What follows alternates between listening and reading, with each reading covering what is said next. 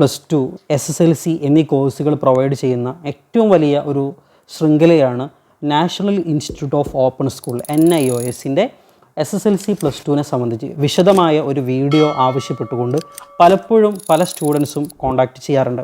അതുകൊണ്ട് തന്നെയാണ് ഇന്ന് നമ്മൾ ടോപ്പിക്കായിട്ട് എടുത്തിട്ടുള്ളത് NIOSനെ സംബന്ധിച്ചുള്ള വിശദമായിട്ടുള്ള വിവരങ്ങളാണ്. ശ്രദ്ധിക്കേണ്ടത്, നമ്മൾ SSLC എക്സാം പോലത്തെ ബോർഡ് എക്സാമുകൾ 10ാം തരത്തിൽ ഇന്ത്യയിലെ മുഴുവൻ സംസ്ഥാനത്തെ ബോർഡുകളിലും എക്സാം നടക്കുന്നുണ്ട്. അതൊരു പ്രാഥമിക ലെവൽ എക്സാമാണ്. അതിനുശേഷം നമ്മൾ ഹയർ എഡ്യൂക്കേഷൻ ഉണ്ട്, ഹയർ സെക്കൻഡറി നമ്മൾ പോകുന്നുണ്ട്. ഈ 2 എക്സാമുകളും അഥവാ SSLC അതുപോലെ തന്നെ +2 എക്സാമുകൾ ഓപ്പൺ ആയിക്കൊണ്ട് നമുക്ക് എഴുതാനുള്ളൊരു സംവിധാനമാണ് national Institute of Open school നമുക്ക് പ്രൊവൈഡ് ചെയ്യുന്നത്. ഇതിൻ്റെ ഒരുപാട് വ്യത്യസ്തമായിട്ടുള്ള ഭാഗങ്ങളുണ്ട്. എന്ന് വെച്ചാൽ നമുക്ക് 6 മാസം കൊണ്ട് കോഴ്സ് കംപ്ലീറ്റ് ചെയ്യാവുന്നതാണ്. അഥവാ SSLC കഴിഞ്ഞ് 2 വർഷം കഴിഞ്ഞ ഏതൊരാൾക്കും 6 മാസം കൊണ്ട് +2 എഴുതാം.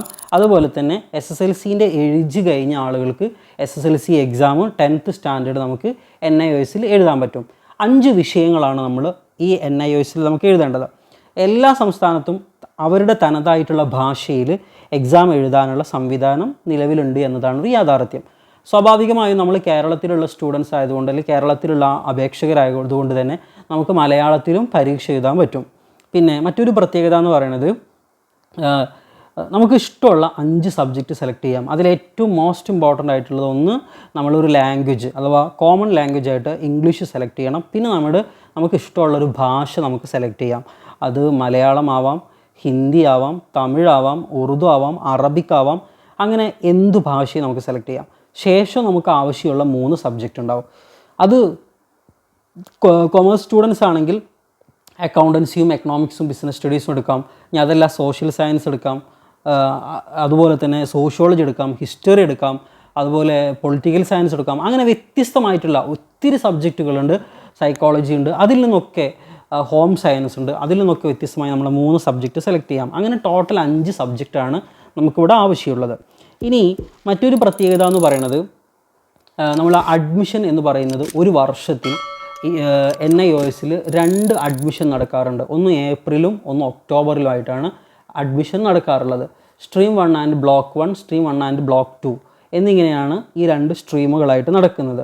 മാത്രമല്ല, നമ്മൾ ഒരു തവണ അഡ്മിഷൻ എടുത്തു കഴിഞ്ഞാൽ നമ്മുടെ രജിസ്ട്രേഷൻ്റെ വാലിഡിറ്റി എന്ന് പറയുന്നത് 5 വർഷത്തേക്കാണ്. ഈ 5 വർഷത്തിനുള്ളിൽ നമുക്ക് എപ്പോൾ വേണമെങ്കിലും നമ്മുടെ സൗകര്യത്തിന് നമുക്ക് എക്സാം എഴുതാം. ഏറ്റവും നേരത്തെ എക്സാം എഴുതി പാസ്സായി സർട്ടിഫിക്കറ്റ് വാങ്ങുന്നതായിരിക്കും ഏറ്റവും ഉത്തമമായിട്ടുണ്ടാവുക. പക്ഷേ ചില ആളുകൾ എന്തെങ്കിലും കാരണവശാൽ നമുക്ക് എഴുതാൻ സാധിക്കാതെ വരികയാണെങ്കിൽ നമുക്ക് എന്ത് ചെയ്യാം? നമുക്ക് ഇഷ്ടമുള്ള സമയത്ത് നമുക്ക് എക്സാം എഴുതാൻ പറ്റും. ഒരു വർഷത്തിൽ 2 തവണ എക്സാം നടക്കാറുണ്ട്. ഏറ്റവും നിയറസ്റ്റ് ആയിട്ടുള്ള, പ്രത്യേകിച്ച് ഓരോ ജില്ലകളിലും എക്സാം സെൻറ്ററുകൾ പ്രൊവൈഡ് ചെയ്യുന്നത് കൊണ്ട് തന്നെ നമുക്ക് ഏറ്റവും നിയറസ്റ്റ് ആയിട്ടുള്ള സെൻറ്ററുകളിൽ നമുക്ക് അപ്ലൈ ചെയ്യാനും സാധിക്കുന്നതാണ്. പിന്നെ അപേക്ഷിക്കുന്ന സമയത്ത് നമുക്ക് നമ്മുടെ SSLC ഇപ്പോൾ +2നാണ് അപേക്ഷിക്കുന്നതെങ്കിൽ SSLC സർട്ടിഫിക്കറ്റ്, അതുപോലെ തന്നെ നമ്മുടെ ആധാർ കാർഡ്, പിന്നെ ഒരു ഫോട്ടോ, ഒരു സൈൻ, ഇത്രയും ഡോക്യുമെൻ്റാണ് നമുക്കിതിന് ആവശ്യമുള്ളത്. അതേപോലെ തന്നെ ഇനി 10th സ്റ്റാൻഡേർഡിൽ പഠിക്കുന്ന ആളുകളാണെങ്കിൽ അവർ നിലവിൽ ഏത് ഭാഗത്താണോ പഠിച്ചു നിർത്തിയത് അതിൻ്റെ ഒരു സ്കൂൾ എക്സ്ട്രാക്റ്റ് വേണം. അതുപോലെ തന്നെ പിന്നെ ഒരു ആധാർ കാർഡ്, ഫോട്ടോ, സൈൻ എന്നിവയാണ് അഡ്മിഷൻ എടുക്കാൻ നമുക്ക് ആവശ്യമുള്ളത്. ഇതിൻ്റെ ഒരു ഫീസിൻ്റെ ഘടന എന്ന് പറയുന്നത് വ്യത്യസ്തമായിട്ടുള്ള 3 കാറ്റഗറിയിലൂടെയാണ് NIOSൻ്റെ ഫീസ് വരുന്നത്. ഒന്നാമതെന്ന് പറയുന്നത് ബോയ്സ്, എല്ലാ ബോയ്സിനും ഒരു ഫീ ആണ്. അതുപോലെ തന്നെ എല്ലാ ഗേൾസിനും ബോയ്സിനേക്കാളും കുറച്ച് ഫീയേ ഉള്ളൂ, കുറച്ച് ഫീസ് ഒരു കുറവുണ്ടാകും. അതുപോലെ തന്നെ SC/ST സ്റ്റുഡൻസ്, SC/ST വിഭാഗത്തിൽപ്പെട്ട എന്താ പറയുക, ആൺകുട്ടികളാണെങ്കിലും പെൺകുട്ടികളാണെങ്കിലും അവർക്ക് ഒരു ഫീസാണ്. അപ്പോൾ ഏറ്റവും കുറവ് ഫീസ് ഉണ്ടാകുന്നത് SC/ST വിഭാഗത്തിലെ കുട്ടികൾക്കാണ്, പിന്നെ ഗേൾസിനാണ്, പിന്നെ ബോയ്സിന്. ഇങ്ങനെ 3 കാറ്റഗറിയാണ് ഫീ വരുന്നത്. അതുപോലെ തന്നെ എന്തെങ്കിലും ഡിസാബിലിറ്റി ഉള്ള സ്റ്റുഡൻസ് ആണെങ്കിൽ, മാനസികമായോ ശാരീരികമായിട്ടുള്ള വൈകല്യമുള്ള സ്റ്റുഡൻസ് ആണെങ്കിൽ അവർക്കും ഫീസ് ഇളവ് NIOS നൽകുന്നുണ്ട്. പിന്നെ മറ്റൊരു പ്രത്യേകത എന്ന് പറയുന്നത്, ഈ 6 മാസത്തെ കോഴ്സിൻ്റെ ഇടയിൽ നമുക്ക് അസൈൻമെൻറ്റ് സമർപ്പിക്കാൻ പറയുന്നുണ്ട്. ഓരോ സബ്ജക്റ്റിനും അസൈൻമെൻറ്റ് നമ്മൾ സമർപ്പിക്കുമ്പോൾ നമുക്ക് മാക്സിമം 20 മാർക്കാണ് ഒരു അസൈൻമെൻറ്റ്, ഒരു പേപ്പറിൻ്റെ അസൈൻമെൻറ്റ് നമുക്ക് ഈ NIOSൽ നമുക്ക് നൽകുന്നത്. അപ്പോൾ അങ്ങനെ വരുമ്പോൾ നമ്മൾ എഴുതിയെടുക്കേണ്ടത് നമ്മൾ 24 മാർക്കാണ് നമ്മൾ എഴുതിയെടുക്കേണ്ടത്. ബാക്കി ഈ പറയപ്പെട്ടതുപോലെ നമുക്ക് അസൈൻമെൻറ്റിൻ്റെ മാർക്കും കൂടെ ചേർത്ത് കഴിഞ്ഞാൽ അത്യാവശ്യം നല്ലൊരു മാർക്ക് നമുക്ക് കിട്ടും. 24 മാർക്ക് നമുക്ക് എഴുതി പാസ്സാവാൻ സാധിക്കുമെങ്കിൽ നമ്മൾ ഒരു എന്താ പറയുക മിനിമം പാസ് ലെവൽ നമ്മളിലേക്ക് എത്താൻ സാധിക്കും. പിന്നെ മറ്റൊരു പ്രത്യേകത എന്ന് പറഞ്ഞാൽ NIOSൻ്റെ സർട്ടിഫിക്കറ്റ് കിട്ടിയതിന് ശേഷം നമുക്ക് ഹയർ സ്റ്റഡീസ് സാധ്യമാണോ എന്നുള്ളതാണ്. നമ്മൾ ശ്രദ്ധിക്കേണ്ടത് കേരളത്തിലെ മുഴുവൻ യൂണിവേഴ്സിറ്റികളും NIOSൻ്റെ സർട്ടിഫിക്കറ്റ് അപ്രൂവ്ഡ് ആണ്. എല്ലാ യൂണിവേഴ്സിറ്റിയും ഈക്വലൻസി നൽകുന്നത് കൊണ്ട് തന്നെ നമുക്ക് എന്ത് ചെയ്യാൻ പറ്റും, ഡിഗ്രിക്ക് നമുക്ക് ഈ യൂണിവേഴ്സിറ്റിയിലൊക്കെ നമുക്ക് ജോയിൻ ചെയ്യാൻ പറ്റും. അതുപോലെ തന്നെ മത്സര പരീക്ഷകൾക്ക് കേരള PSC ആണെങ്കിലും SSC ആണെങ്കിലും സ്റ്റാഫ് സെലക്ഷൻ കമ്മീഷൻ, അതുപോലെ റെയിൽവേ റിക്രൂട്ട്മെൻറ്റ് ബോർഡ് RRB ആണെങ്കിലും ഒക്കെ ഈ പറയപ്പെട്ട NIOSൻ്റെ സർട്ടിഫിക്കറ്റ് അംഗീകരിച്ചത് കൊണ്ട് തന്നെ നമുക്ക് മത്സര പരീക്ഷകൾക്ക് പ്രിപ്പറേഷൻ നടത്താനും എക്സാം എഴുതാനും ഒക്കെ നമുക്ക് സാധിക്കുന്നതാണ്. അതുപോലെ എംബസി അറ്റസ്റ്റേഷൻ നമുക്ക് ഉപയോഗിക്കാൻ സാധിക്കുന്നതാണ്. അങ്ങനെയൊക്കെയുള്ള എല്ലാവിധ കാര്യങ്ങൾക്കും ഉപയോഗപ്പെടുത്താൻ സാധിക്കുന്ന ഒരു വാലിഡ് ആയിട്ടുള്ള സർട്ടിഫിക്കറ്റ് തന്നെയാണ് NIOS പ്രൊവൈഡ് ചെയ്യുന്നത്. പിന്നെ നേരത്തെ സൂചിപ്പിച്ചതുപോലെ നമ്മൾ ഫസ്റ്റ് എക്സാം രജിസ്റ്റർ ചെയ്യാൻ വേണ്ടിയിട്ട് നമ്മൾ NIOSൻ്റെ ഒഫീഷ്യൽ വെബ്സൈറ്റിൽ നമുക്ക് അതിനുള്ള സംവിധാനമുണ്ട്. അങ്ങനെ നമ്മൾ രജിസ്ട്രേഷൻ നടത്തുന്നു, പറയപ്പെടുന്ന ഡോക്യുമെൻറ്റ്, അവർ ആവശ്യപ്പെടുന്ന ഡോക്യുമെൻറ്റ് നമ്മൾ അറ്റാച്ച് ചെയ്ത് കൊടുക്കുന്നു, ഫീ അടയ്ക്കുന്നു. അങ്ങനെ ഫീസ് അടച്ചു കഴിഞ്ഞാൽ പിന്നീട് നടക്കുന്ന പ്രോസസ്സ് എന്ന് പറഞ്ഞാൽ അത് സർട്ടിഫിക്കറ്റ് വെരിഫിക്കേഷനാണ്. അവർ നമ്മുടെ സർട്ടിഫിക്കറ്റ്, നമ്മൾ കൊടുത്ത സർട്ടിഫിക്കറ്റ് കൃത്യമായിട്ട് പരിശോധിക്കും. ആ പരിശോധിച്ചതിന് ശേഷം എന്തെങ്കിലും കറപ്ഷൻ ഉണ്ടെങ്കിൽ അവർ നമുക്ക് എന്ത് ചെയ്യും, ഈ പറയപ്പെട്ടതുപോലെ തന്നെ നമുക്കൊരു ലോഗിൻ ID കിട്ടും, ഒരു യൂസർ നെയിമും പാസ്വേഡും കിട്ടും. ആ യൂസർ നെയിം പാസ്വേഡ് വെച്ച് നമ്മൾ ലോഗിൻ ചെയ്ത് നോക്കി കഴിഞ്ഞാൽ എന്തെങ്കിലും കറപ്ഷൻ ഉണ്ടെങ്കിൽ നമുക്ക് നോട്ടിഫിക്കേഷനായിട്ട് ആ കറക്ഷൻ അവരെ സൂചിപ്പിച്ച് തരും. ആ കറക്ഷൻ നമ്മൾ തിരുത്തി കൊടുത്താൽ മതി. അപ്പോൾ നമുക്ക് തിരുത്തി കൊടുത്തു കഴിഞ്ഞാൽ എന്താണ്, നമ്മൾ ആ NIOSന് നമ്മൾ എൻറോൾ ആവും. സ്വാഭാവികമായിട്ടും എൻറോൾ ആയി കഴിഞ്ഞാൽ NIOSൻ്റെ ഒരു ID കാർഡ് നമുക്ക് കിട്ടും. ആ ID കാർഡ് വെച്ചിട്ടാണ് നമ്മൾ എക്സാമിനൊക്കെ പോവേണ്ടത്. എക്സാം ഹാളിലേക്ക് പ്രവേശിക്കണമെങ്കിലൊക്കെ ഈ ID കാർഡ് നിർബന്ധമാണ്. പിന്നെ നമ്മളീ പറയപ്പെടുന്ന പോലെ നമുക്ക് എന്തെങ്കിലും മറ്റുള്ള കറക്ഷൻസും മറ്റു കാര്യങ്ങളൊക്കെ ഇനി വരികയാണെങ്കിൽ തന്നെ കേരളത്തിൽ റീജിയണൽ സെൻറ്ററായിട്ടുള്ളത് കൊച്ചിയാണ്. കൊച്ചിയിലാണ് NIOSൻ്റെ കേരളത്തിലെ റീജിയണൽ സെൻറ്റർ ഉള്ളത്. കൊച്ചിയിൽ നമുക്ക് നേരിട്ട് വേണമെങ്കിൽ കൊച്ചി ഓഫീസിലേക്ക് പോയിട്ട് കാര്യങ്ങളൊക്കെ ചെയ്തു തീർക്കാനൊക്കെ പറ്റുന്നതാണ്. അപ്പം എന്താണ്, വളരെ ആർക്കെങ്കിലും ഇപ്പോൾ നമ്മൾ ഒരുപാട് വർഷങ്ങളായി ചില ആളുകൾ +2 ഫെയിലായ ആളുകളുണ്ടാകും, അല്ലെങ്കിൽ 1-2 വിഷയം ഫെയിലായിട്ട് പിന്നീട് എഴുതിയെടുക്കാത്ത ആളുകളുണ്ടാകും.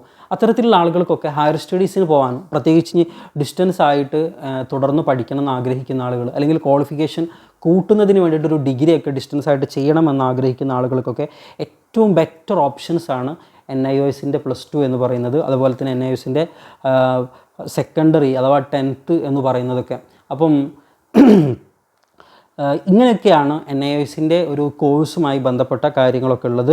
പിന്നെ നമ്മൾ നേരത്തെ പറഞ്ഞതുപോലെ മിനിമം മാർക്ക് നമ്മൾ എഴുതി ഉണ്ടാക്കേണ്ടത് 24 മാർക്കാണ്. എക്സാം എന്നൊക്കെ പറയുന്നത് സ്വാഭാവികമായിട്ടും അത്യാവശ്യം ഒരു സ്റ്റാൻഡേർഡ് എക്സാം എന്നൊക്കെ തന്നെയാണ് NIOS നടത്താറുള്ളത്. പിന്നെ ഏകദേശം ഒരു 50 മാർക്കിൻ്റെ ക്വസ്റ്റ്യൻസ് നമുക്ക് മൾട്ടിപ്പിൾ ചോയ്സ് ക്വസ്റ്റ്യൻസ് ഉണ്ടാകും. പിന്നെ ബാക്കി 1 വേർഡ് ക്വസ്റ്റ്യൻസും അങ്ങനെയൊക്കെയുള്ള ക്വസ്റ്റ്യൻസൊക്കെ ആയിരിക്കുന്നല്ല, അങ്ങനെ തന്നെയാണുള്ളത്. പിന്നീട് ചെറിയ രൂപത്തിൽ നമുക്ക് എസ്സേ എഴുതാനുള്ള രൂപത്തിലുള്ള ക്വസ്റ്റ്യൻസും കാര്യങ്ങളൊക്കെ എക്സാമിൽ നമുക്ക് ആഡ് ചെയ്യുന്നതാണ്. അപ്പം ഇനി അഥവാ എന്താണ് NIOSൻ്റെ ഈ +2ലോ അല്ലെങ്കിൽ SSLC എക്സാമോ നമ്മൾ എഴുതി കഴിഞ്ഞിട്ട് അതിലേതെങ്കിലും സബ്ജക്റ്റ് നമുക്ക് ഫെയിൽ ആവുകയാണെങ്കിൽ വളരെ വേഗത്തിൽ തന്നെ ഓൺ ഡിമാൻഡ് എക്സാം എന്ന് പറയും, അഥവാ നമ്മൾ സപ്ലിന്നോ അല്ലെങ്കിൽ സേ പരീക്ഷ എന്നൊക്കെ പറയുന്നത് തൊട്ടടുത്ത മാസങ്ങളിൽ തന്നെ പരീക്ഷ നടക്കും. നമുക്ക് ആ പരീക്ഷയ്ക്ക് വേണ്ടിയിട്ട് അപ്ലൈ ചെയ്തിട്ട് നമുക്ക് എന്ത് ചെയ്യാം, ആ സെൻറ്ററിൽ പോയിട്ട് പരീക്ഷ ചെയ്തിട്ട് ആ ഒരു തൊട്ട മാസം തന്നെ നമുക്ക് പാസ്സായിട്ട് വരാനൊക്കെ സാധിക്കും. അങ്ങനെ ഏറ്റവും സുതാര്യമായിക്കൊണ്ട് നിലവിൽ ഈ ഒരു ഓപ്പൺ സിലബസിൽ നടക്കുന്ന ഒരു ഹയർ സെക്കൻഡറി 10th സ്റ്റാൻഡേർഡിൻ്റെ ഒരു എന്താ പറയുക ഒരു എക്സാം ബോർഡാണ് national Institute of Open school എന്ന് പറയുന്നത്.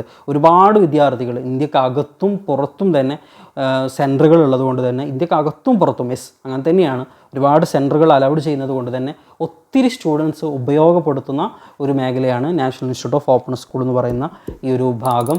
അപ്പം പ്രിയപ്പെട്ട വിദ്യാർത്ഥികൾക്ക് ഇതുമായി ബന്ധപ്പെട്ട് കൂടുതലായിട്ട് എന്തെങ്കിലും അറിയണമെങ്കിൽ NIOSൻ്റെ +2മായി ബന്ധപ്പെട്ടോ അല്ലെങ്കിൽ 10th സ്റ്റാൻഡേർഡുമായിട്ട് അതെങ്ങനെ എഴുതണം, എങ്ങനെയാണ് ആപ്ലിക്കേഷൻ കൊടുക്കേണ്ടത്, ഏത് സമയത്താണ് ആപ്ലിക്കേഷൻ നൽകേണ്ടത്, എങ്ങനെയാണ് അപേക്ഷ സമർപ്പിക്കേണ്ടത്, എന്തൊക്കെ ഡോക്യുമെൻറ്റ് വേണം, ഇങ്ങനെ തുടങ്ങിയിട്ട് എന്തെങ്കിലും സംശയങ്ങളും കാര്യങ്ങളുണ്ടെങ്കിൽ നിങ്ങൾക്ക് കമൻറ്റ് ബോക്സിൽ ചോദിക്കാവുന്നതാണ്. വളരെ കൃത്യമായ വ്യക്തമായിട്ടുള്ള മറുപടി നിങ്ങൾക്ക് നൽകാൻ സാധിക്കും. അപ്പോൾ നമുക്ക് എന്ത് ചെയ്യാം, മറ്റൊരു വീഡിയോയിൽ കണ്ടുമുട്ടുന്നത് വരെ ഗുഡ് ബൈ.